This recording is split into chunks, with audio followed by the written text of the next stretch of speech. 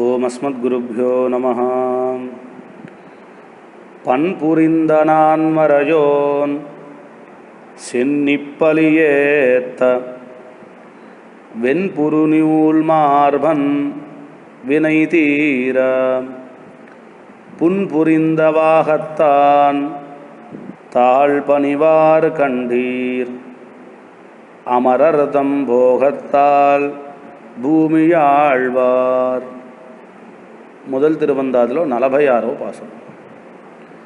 పన్పురింద నాన్మరయోన్, స్వరములతో కూడినటువంటి 4 వేదములను నేర్పింపబడిన బ్రహ్మ యొక్క శన్ని తలపై పలియేత్త భిక్షను గ్రహించినవాడు.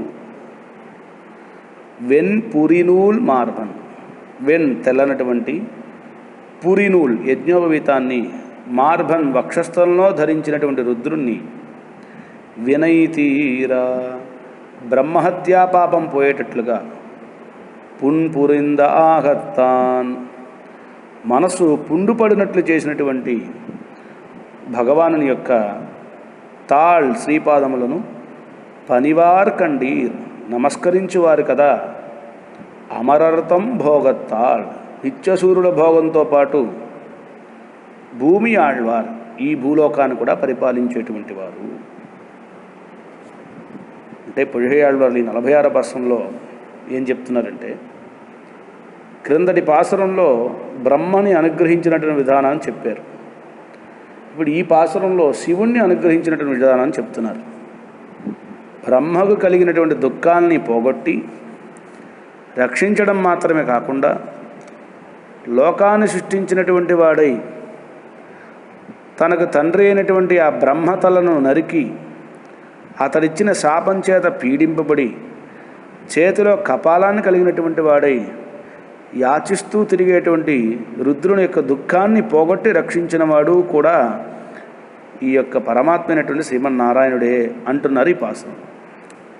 అయితే ఈ పాసురాన్ని గురించి చెప్పేటప్పుడు మన వ్యాఖ్యాతకర్తలు, మన పెద్దలు, పెరియవాచ్యాన్బిళ్ళ మొదలైన మహానుభావులు చాలామంది హరిహర సామ్యాన్ని గురించి చెప్తారు. శివుడు హరి ఇద్దరు ఒకరే, వేరువేరు కాదు అంటున్నారే, ఎలాగా ఒకరవుతారు? ఈ పాసురం అర్థం చూస్తే మీకే తెలుస్తుంది. హరిహర సామ్యాన్ని గురించి ప్రతిపాదించేటువంటి మేధావులు ఈ పాసురానికి ఏమర్థం చెప్తారో అని వ్యాఖ్యానంలో చాలా గొప్పగా మన పెరియవాచ్యాన్బిళ్ళై లాంటి మహానుభావులందరూ కూడా ప్రశ్నిస్తున్నారు.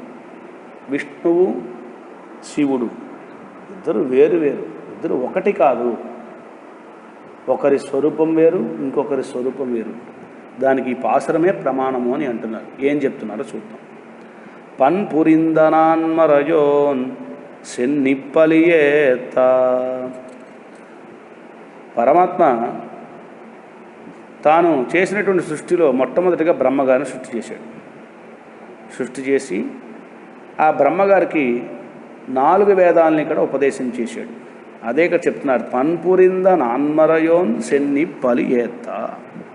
స్వరములతో కూడినటువంటి 4 వేదాలని కూడా పరమాత్మ నేర్పిస్తే, ఆ విధంగా 4 వేదాలని సుస్వరంతో నేర్చుకున్నటువంటి బ్రహ్మగారు ఇదే చెప్పింది మనకి వేదం. యో వై వేదాంశ్చ ప్రహినోతి తస్మై, యో వై వేదాంశ్చ ప్రహినోతి తస్మై. ఎవడు బ్రహ్మకి వేదాలను ఉపదేశం చేశాడో అని చెప్పినట్లుగా ఇక్కడ కూడా పాసురంలో పన్పురింద నాన్మరయోన్ సెన్నిప్పలియేత్త. ఏ బ్రహ్మగారికి అయితే చక్కగా వేదాలన్నిటి కూడా సుస్వరంగా నేర్పించాడో, ఆ విధంగా నేర్పింపబడినటువంటి బ్రహ్మగారి యొక్క సర్వేశ్వరుని చేత నేర్పించబడినటువంటి 4 వేదాలని చక్కగా స్వస్వరంగా అనుసంధానం చేస్తూ బ్రహ్మగారు కాలాన్ని గలుపుతున్నట్టు. అటువంటి సమయంలో శివుడు బ్రహ్మగారికి ఉండేటువంటి ఒక శిరస్సును కాస్త గిల్లెట్ట. ఇప్పుడు మనం చూస్తున్న చతుర్ముఖ బ్రహ్మని, కానీ బ్రహ్మగారికి 5 తలలు ఉండేవి. ఆ 5 తలలు ఉంటే ఎందుకు మా నాన్నగారికి 5 తలలు? ఇది మనకి మత్స్య పురాణంలో సాక్షాత్తు శివుడే పార్వతీతో చెప్పేటువంటి శ్లోకాన్ని ఇక్కడ వ్యాఖ్యానంలో మన పెద్దవాళ్ళు అందించారు. ఏం చెప్తున్నట్ట పార్వతీదేవితో రుద్రుడు ఈ విధంగా చెప్తున్నట్ట. తతః క్రోధపరీతేన సంరక్త నయనేన చ వామాంగుష్టనఖాగ్రేణ ఛిన్నం తస్య శిరోమయా. మయా నా చేత ఓ పార్వతి, క్రోధపరీతేన సంరక్త నయనేన చ కోపాన్ని కలిగినటువంటి వాడే, ఎర్రని కన్నులు కలిగినటువంటి వాడే ఉండేటువంటి నా చేత ఆ బ్రహ్మ యొక్క తల నా ఎడమ చేతి బొటనవేల చివర కలిగినటువంటి గోరు అంచుతో గిల్లబడింది. ఎందుకు గిల్లట్టినా? శివుడికి 5 తలలు ఉండేవిట, బ్రహ్మగారికి 5 తలలు ఉండేవి. అయితే శివుడు అనుకున్నట్ట, నన్ను ఆశ్రయించేటువంటి వాళ్ళు నన్ను గుర్తించాలంటే నాకు మా నాన్నగారు అయినటువంటి బ్రహ్మగారికి ఇద్దరికి 5 తలలు ఉంటే ఎలాగా? అప్పుడు నన్ను ఆశ్రయించేటువంటి వాళ్ళు కానీ లేదా బ్రహ్మను ఆశ్రయించేటువంటి వాళ్ళు కానీ కన్ఫ్యూజ్ అవుతారు. అందువల్ల కన్ఫ్యూజ్ అవ్వకుండా ఉండటానికి పరమశివుడు అనుకున్నట్ట, మా నాన్నగారికి ఎందుకు 5 తలలు, ఆయనకి ఎలాగా పెద్దవాడైపోయాడు, ఇప్పుడు నేను కదా ఇప్పుడు లేటెస్ట్గా ఉండేటువంటి వాడిని, అందువల్ల నన్ను ఆశ్రయించేటువంటి వాళ్ళు ఎక్కువ మంది ఉన్నారు. అందువల్ల బ్రహ్మ కూడా ఈ విధంగా 5 తలతో ఉంటే పలువురు నన్ను చూసి భ్రమిస్తారు, దీంట్లో ఎవరు శివుడు ఎవరు బ్రహ్మ అని భ్రమించడానికి అవకాశం ఉంది. కాబట్టి ఒక తలను కాస్త తీసేద్దాం, నాన్న ఎందుకు రాను నీకు 5 తలలు, ఒక తల తీసేసి అని చెప్పి శివుడు స్వయంగా తన యొక్క ఎడమ చేతి బొటనవేలు చివరిలో ఉండే గోరుతోటి 5వ తలను కాస్త గిలిపారేసాడు. అదే చెప్పాడు పార్వతితోటి, వామాంగుష్ట నఖ అగ్రేణ ఛిన్నం తస్య శిరోమయ. ఎప్పుడైతే ఈయన ఇలాగా ఆ బ్రహ్మగారి యొక్క శిరస్సును కాస్త ఛేదించాడో వెంటనే బ్రహ్మగారి శాపం ఇచ్చాడు ఈయనకి. దాన్ని చెప్తున్నారు ఇక్కడ, బ్రహ్మ యస్యాదనపరాధస్య శిరశ్చిన్నం త్వయా మమ తస్మాత్ శాప సమావిష్ట కపాలీ త్వం భవిష్యసి. ఎప్పుడైతే నేను ఇలా చేశానో వెంటనే బ్రహ్మగారు నా మీద కోపగించుకుని నా శిరస్సుని నువ్వు ఖండిస్తావా, ఏ శిరస్సుని అయితే నువ్వు ఖండించావో ఆ శిరస్సు నీ చేతికి వచ్చి అంటుకొనుగాక, నువ్వు కపాలిగా కాగలవు అని నన్ను శపించాడు. తస్మాత్ శాప సమావిష్ట కపాలీ త్వం భవిష్యసి అని బ్రహ్మగారు నన్ను శపించాడు. వెంటనే దాని ప్రాయశ్చిత్తాన్ని అడిగాడు, ఏం చేస్తే ఎప్పుడు వెంటనే పార్వతీదేవి మరి ఏం చేశారండి అంటే, దేవి అప్పుడు నేను బ్రహ్మహత్యం చేసిన వాడిని కాబట్టి కలత చెందినటువంటి మనస్సు కలిగినటువంటి వాడు రుద్రుడు చెప్తున్నాడు, బ్రహ్మాకులితో భూత్వా చరన్ తీర్థాని భూతలే తతోహ గతవాన్ దేవి హిమమంతం శిలోచ్ఛయం. అయితే ఇలా బాధపడుతుంటా, అయ్యో నాన్నగారి విషయంలో అపరాధం చేశాను. మామూలుగా లోకల్లో ఒక నరుణ్ణి చంపడమే తప్పు అనుకుంటే, ఒక మానవుణ్ణి చంపడమే మహాపాపం, అందులోనూ బ్రాహ్మణ్ణి చంపడం అనేటువంటిది బ్రహ్మహత్యా పాతకం. అందులో బ్రాహ్మణులో శ్రేష్ఠ బ్రాహ్మణుడిగా చెప్పబడేటువంటి వాడు సాక్షాత్ బ్రహ్మ. ఎందువల్లంటే వేదవేత్త ఆయన, 4 ముఖాలతోటి 4 వేదాలు ఎప్పుడు నిరంతరం అధ్యయనం చేస్తూ ఉండేటువంటి వాడు, అన్నిటికీ మించి చాలా గొప్పవాడు, పరమాత్మ యొక్క సృష్టిలో మొట్టమొదటివాడు. అట్లాంటి బ్రహ్మగారి యొక్క శిరస్సును ఖండిస్తే అది ఎంత పెద్ద పాపం అది. అట్లాంటి బ్రహ్మహత్యా పాతకానికి నేను కాస్త పాల్పడ్డాను. ఏం చేయాలో తెలియక దీని ప్రాయశ్చిత్తం గురించి అడిగాను. దేవతలు మునీశ్వరులు వీళ్ళందరూ కూడా చెప్పారు, దీనికి ప్రాయశ్చిత్తం ఏం లేదు, నువ్వు ఈ కపాలంతో బెచ్చమెత్తుకోవడమే, ఎప్పుడైతే ఆ కపాలం నిండుతుందో అదే దానంతట అది విడిపోతుంది అని చెప్పారు. దాంతో బెచ్చమెత్తుకోవడం అంటే ఎంత అవమానమైనటువంటి పని. ఎంతమంది భక్తులు ఉన్నారు రుద్రుడికి, మరి అట్లాంటి వాళ్ళందరూ కూడా ఈయన్ని బెచ్చమెత్తుకున్నాడండి అంటారు కదా. అందువల్ల రుద్రుడు చాలా బాధపడ్డట పార్వతీదేవితోటి, బ్రహ్మాకులితో భూత్వా చరన్ తీర్థాని భూతలే తతోహ గతవాం దేవి హిమవంతం శిలోచ్ఛయం. ఇలాగా ఆసేతు హిమాచలం కూడా అది నిండేంతవరకు బెచ్చమెత్తుకోవాలన్నారు. బెచ్చమెత్తుకోవడం గురించి మొత్తం తిరిగాను, ముల్లోకాలు తిరిగాను. ఎంత బెచ్చమెత్తుకున్నప్పటికీ కూడా ఆ కపాలం నిండలేదు. అప్పుడు నారాయణ శ్రీమాన్ మయా భిక్షాం ప్రయాచిత తతస్తేన స్వకం పార్శ్వం నఖాగ్రేణ విదారితం మహతీ స్రవతీధార తస్య రక్తస్య నిస్సృత విష్ణుప్రసాదాత్ శుశ్రోని కపాలం తత్సహస్రధ స్ఫుటితం బహుధాయాతం స్వప్నలబ్ధం ధనం యథా. అప్పుడు చెప్పేట, ఓ పార్వతి ఇలా బెచ్చబెత్తుకుంటూ ఉంటే ఒకనొక సమయంలో నేను బదరికాశ్రమాన్ని చేరాను. అప్పుడు ఆ బదరికాశ్రమంలో ఉండేటువంటి శ్రీమన్నారాయణ నేను ప్రార్థన చేశాను, స్వామి మీరే నాకు ఈ శాప విమోచనాన్ని కలిగించాలి. ఇందువల్ల విష్ణు ఎవరు, శివుడికి సాక్షాత్తు తాతగారు. అందువల్ల విష్ణు బ్రహ్మగారు సృష్టి చేశాడు, బ్రహ్మ శివుని సృష్టి చేశాడు. అప్పుడు బ్రహ్మ యొక్క కుమారుడు శివుడు. శివుడికి బ్రహ్మగారి తండ్రి, బ్రహ్మ నుంచి నారాయణ ఏమవుతాడు, తాతగారు అవుతారు కదా. అప్పుడు శివుడు వెళ్ళి, తాత తాత చూసావా మీ నాన్న ఎంత పెద్ద శాపం ఇచ్చాడో నాకు, మీ యొక్క కుమారుడు మా నాన్న ఎంత పెద్ద శాపం ఇచ్చాడో చూసావా, ఇలాగైనా ఏడిపించడం పిల్లల్ని, ఏదో కోపంలో ఏదో చేశాను అనుకో, అలాగే పిలవడం వదిలేయాలి తప్ప ఇలా శపిస్తాడు నన్ను. ఆయన చెప్తుంటే శాపం వచ్చిన ఏదో చెప్పాడు కానీ నాకేమి దానివల్ల ఏం ప్రయోజనం, వెచ్చం ఎత్తుకోమన్నాడు మీ కుమారుడు, వెచ్చం ఎత్తుకున్నా నాకేం నిందట్లేదు, నువ్వు తాత అయినటువంటి నువ్వే నాకు శాప విమోచనాన్ని చెయ్యాలి. చిన్నపిల్లలు కూడా తండ్రి కోపగించుకుంటే తాత దగ్గర నాయన దగ్గరికి వెళ్ళి చెప్పుకుంటారు కదా, అలాగే శివుడు మనవడు కాబట్టి తాతగారైన నారాయణ దగ్గరికి వెళ్ళి విన్నపం చేసుకున్నట్ట, తాత తాత నువ్వే నా శాప విమోచన కలిగించాలి అంటే అప్పుడు బదరికాశ్రమంలో ఉండేటువంటి నారాయణుడు తన వక్షస్థలాన్ని తన నఖంతో ఒకసారి గీరి దానిలో ప్రవహించినటువంటి రక్త జలాన్ని తీసుకొచ్చి అక్షయం అని చెప్పి ఆ యొక్క కపాలంలో పోసేట, పోయగానే వెంటనే ఆ కపాలం కాస్త శివుడి యొక్క చేతిని కాస్త విడి కింద పడిపోయింది. ఇప్పటికీ బద్రికాశ్రమానికి వస్తే బ్రహ్మ కపాలం అని ఒకటి ఉంది, అదిగో ఆ శివుడి యొక్క శాప విమోచన జరిగింది బద్రికాశ్రమంలోనే. చేతికి అంటుకున్నట్టు ఆ బ్రహ్మ కపాలం అక్కడ బద్రికాశ్రమంలో పరమాత్మక వక్షస్థలం నుంచి వచ్చినటువంటి ఆ రక్తం చిందించడం చేత వెంటనే ఆ కపాలం కాస్త ఊడి బద్రికాశ్రమంలో పడింది. ఇప్పటికీ పితృకార్యాన్ని కూడా అక్కడ చేస్తూ మనందరం చేస్తూ ఉన్నారు. ఈ విధంగా నాకు శాప విమోచనం కలిగింది అనేసి పార్వతీదేవితో శివుడు చెప్పేట. ఈ విధంగా శివుడి యొక్క శాప విమోచనం పోగొట్టిన వాడెవడు, సాక్షాత్తు నారాయణుడే. కిందటి శ్లోకంలో రావణాసుడి దగ్గర నుంచి కాపాడినవాడు ఎవడు, బ్రహ్మని నారాయణుడే.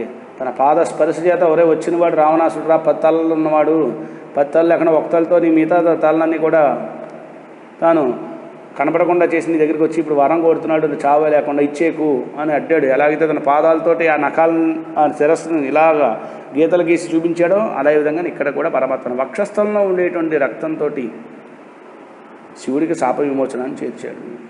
అదే చెప్తున్నాడు, పన్పురిందనాన్మరయోన్ సెన్నిప్పలియేత వెన్పురినూల్ మార్భన్ వినైతీరా. ఎట్లాంటి శివుడు చెప్తున్నారు, వెన్పురినూల్ మార్భన్ వినైతీరా, తెల్లని యజ్ఞోపవిధాన్ని ధరించి ఉన్నటువంటి వాడు. వెన్పురినూల్, వెన్నంటే తెల్లని పురినూల్, యజ్ఞోపవిధాన్ని మార్భన్ తన యొక్క వక్షస్థలంలో ధరించి ఉన్నాడు. డేటా తండ్రికి మరి యొక్క తలను గీశాడు కదా, ఆ బ్రహ్మహత్య పాపం తీరడం గురించి ప్రాయశ్చిత్తం చేయాలి. ప్రాయశ్చిత్తం చేయాలంటే ఏదైనా ఒక కార్యక్రమం, మంచి కార్యక్రమం చేసి తలస్నానం చేసి మొదలెడతారు. అలా కూడా శివుడు చక్కగా తలస్నానం చేసి ప్రాయశ్చిత్తాన్ని వేడి స్ఫురించేటట్టుగా ఒళ్ళంతా కూడా స్నానం చేసి చక్కగా మునిగి తలస్నానం చేసి బూడిదనంతా పూసుకుని తిరగడం చేత ఆ బూడిద ఎప్పుడు చూసినా పూసుకుని ఉండటం చేత యజ్ఞోపేతం కాస్త తెల్లగా ఉండటం. ఈ విధంగా తెల్లగా ఉండే యజ్ఞోపేతాన్ని ధరించి ఉన్నటువంటి వాడు రుద్రుడు. వెన్పురి నువ్వులు మారవన్. అట్లాంటి రుద్రుని యొక్క వినయి తీర, అతని యొక్క బ్రహ్మహత్యా పాపాన్ని తీరేటట్లుగా పున్పురింద ఆహత్తాన్, పున్పురింద ఆహత్తాన్, మనసు పుండుపడే విధంగా పరమాత్మ వక్షస్థలంలో ఉండే రక్తాన్ని కాస్త చిందించాడు. ఇది 2 రకాలుగా అర్థం చెప్తారు. ఎందుకని తన మనవడైనటువంటి శివుడికి అయ్యో వెచ్చమెత్తుకునేటువంటి పరిస్థితి వచ్చింది, నా మనవడి యొక్క ఈ స్థితిని పోగొట్టకపోతే రేపొద్దున ఏమయ్యా నీ మనవడి కష్టం వస్తే చూస్తూ కూర్చున్నావు నువ్వు, నన్నే కదా అంటారు అని తన మనవడికి వచ్చినటువంటి ఆ శివుడిని వచ్చిన కష్టాన్ని చూసి మనసులో పుండిపడిందట. అయ్యయ్యో ఎంత పెద్ద తప్పు చేసేవారు, ఇలా చేయకూడదు కదరా నువ్వు, అయినా చేసు, దీని గురించి ముల్లోకాలు బెచ్చమెత్తుకున్నావా అని మనసులో చాలా బాధపడ్డట పరమాత్మ. ఈ విధంగా తన మనసు పుండుపడే విధంగా బాధపడి తన వక్షస్థలం నుంచి ఇచ్చిన రక్తాన్ని ఆ యొక్క భిక్షపాత్ర కపాలంలో కాస్త వేశాడు కదా పరమాత్మ, ఎంత గొప్పవాడు. ఈ విధంగా పున్పురింద ఆహత్తాన్, రుద్రుడి యొక్క శాపం తీర్చడం గురించి గాయపడినటువంటి మనస్సు కలిగినటువంటి వాడే ఉన్నటువంటి పరమాత్మ యొక్క తాల్ పనివార్ ఖండీర్, ఆ సర్వేశ్వర శ్రీపాదాన్ని సేవించేటువంటి వారు ఎవరైతే ఉంటారో వారే కదా పరమమైనటువంటి పరమాత్మ కైంకర్యం అనే ప్రాప్తాన్ని పొందేది. అట్లాంటి భక్తులు ఎట్లాంటి వారు అంటే చెప్తున్నారు, అమరరతం భోగత్తాల్ భూమి ఆళ్వార్. ఈ విధంగా సర్వేశ్వర యొక్క పాదాన్ని సేవించేవారు ఎవరైతే ఉంటారో వారి పరమాత్మ యొక్క పరమ పురుషార్థంగా చెప్పబడేటువంటి కైంకర్యాన్ని పొందడమే కాకుండా అమరరతం భోగత్తాల్ భూమి ఆళ్వార్. అమరర్ అంటే నిత్యసూరుడు. అమరరతం భోగత్తాల్ భూమి ఆళ్వార్. నిత్యసూరుడు చాలా భోగంగా అనుభవించేటువంటి పరమపదం అనేటువంటి సంపదతో పాటుగా ఈ భూలోకం అనేటువంటి లీలావిభూతి సంపదను కూడా వారు తమ అధీనంలో పెట్టుకునే సామర్థ్యం కలిగిన వారు. ఎవరైతే సర్వేశ్వరుని శ్రీమన్నారాయణ పాదాన్ని సేవిస్తూ ఉంటారో, ఆ శ్రీమన్నారాయణ పాదం దగ్గర సేవ చేస్తూ ఉంటారో అట్లాంటి భక్తులు ఇటు లీలావిభూతిని అటు నిత్యవిభూతిని కూడా ఏలేటువంటి గొప్ప మహానుభావులు అని ఈ పాసన తెలియజేస్తూ ఉన్నారు. తద్వారా మనకు తెలియజేయవలసిన విషయం ఏమిటండి అంటే బ్రహ్మని రక్షించిన వాడు పరమాత్మ, శివుని రక్షించినటువంటి వాడు పరమాత్మ. అందువలన బ్రహ్మరుద్రుని ఇద్దరిని రక్షించినవాడు కాబట్టి అని కేశవ అని పేరు వచ్చింది. కేశవ అనే పదానికి కా అంటే బ్రహ్మ, ఈశ అంటే శివుడు, వా అంటే రక్షించినవాడు లేదా సృష్టించినవాడు. ఇలా బ్రహ్మశివునిద్దరిని కూడా సృష్టించి వాళ్ళకి ఇబ్బంది కలిగినప్పుడు వారిని రక్షించినటువంటి వాడు. అదిగో ఇక్కడ శివుడి యొక్క శాపాన్ని పోగొట్టినటువంటి వాడు అని శివుని రక్షించినట్టుగా ఈ పాసన తెలియజేశారు. రక్షించినటువంటి వాడు రక్షింపబడేటువంటి వారు ఇద్దరు వేరు కదా. రక్షింపబడేవాడు రక్షించినవాడు ఇద్దరు ఒకటే ఎలా అవుతారు? హరిహరులు ఇద్దరు ఒకటే అని అంటే ఎలా అవుతుంది? రక్షించినవాడు నారాయణుడు, రక్షింపబడినవాడు శివుడు. మరి అటువంటిప్పుడు రక్షింపబడినవాడు రక్షించినవాడు ఒకటే ఎలా అవుతారు? హరిహర సామ్యం కుదరదు. హరి వేరు, హరుడు వేరు. హరి రక్షకుడు, హరుడిగా చెప్పబడేటువంటి వాడు రక్షకోటిలోకి చేరినటువంటి వాడు, రక్షింపబడిన వారిలో చేరినవాడు శివుడు అని మనకి చాలా చక్కగా ఈ పాత్రలో మనకి పెద్దలు తెలియజేశారు. జై శ్రీమన్నారాయణ.